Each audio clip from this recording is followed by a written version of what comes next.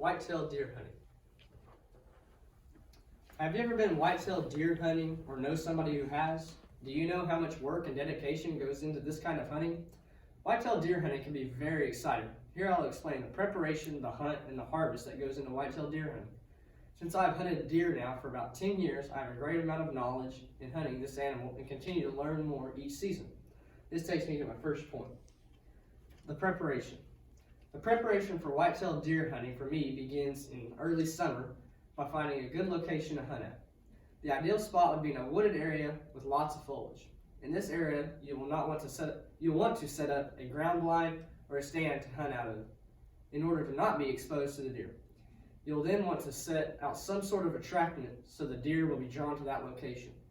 This brings the deer to your location to feed and keeps them coming back as long as you replenish the attractant.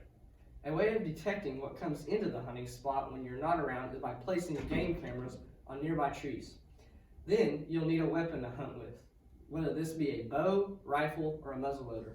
All these weapons will need to be sighted in prior to the time to hunt. You will also need to make sure you are using the proper weapon for the season.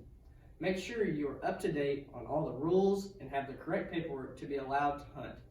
Now we are ready for the hunt. This leads you to the second point, the hunt. The hunt is a delicate process. The first step to the hunt is to get set up.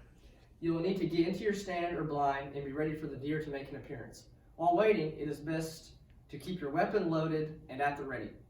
Patience is key during hunting, since you may have to wait hours for a deer to show up. During this time, you will need to be very quiet since deer can hear very well.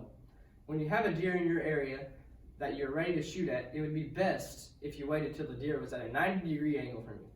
This allows you to shoot at the area right behind the shoulder, giving you a more lethal shot. Once the deer is shot, it now takes you into the last point, the harvest.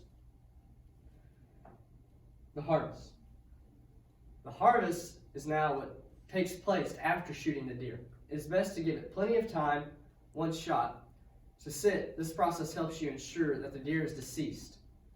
Sometimes, if the deer runs away after being shot, you have to track it. This applies to all styles of hunting. You will follow leads such as blood trails, hair marks, and tracks in the soil. After finding the deer, you'll need to field dress it, tag it, and check it in on a wildlife conservation site. You'll need to make arrangements to take your deer to have it processed in a cool environment so that the meat does not spoil. If you're lucky enough to shoot a trophy deer, you may want to look into having your deer mounted by a taxidermist for keeps. This concludes the process of harvesting your white-tailed deer. The preparation, the hunt, the harvest of white-tailed deer is a lengthy process, but this type of hunting can be very exciting. It does take a lot of work to fully be ready to hunt white-tailed deer. If you hunt, think back on how much you've put into a season. If you know someone who hunts, ask them about it. There's truly many different stories and ways to hunt white-tailed deer, but this is mine. Thank you.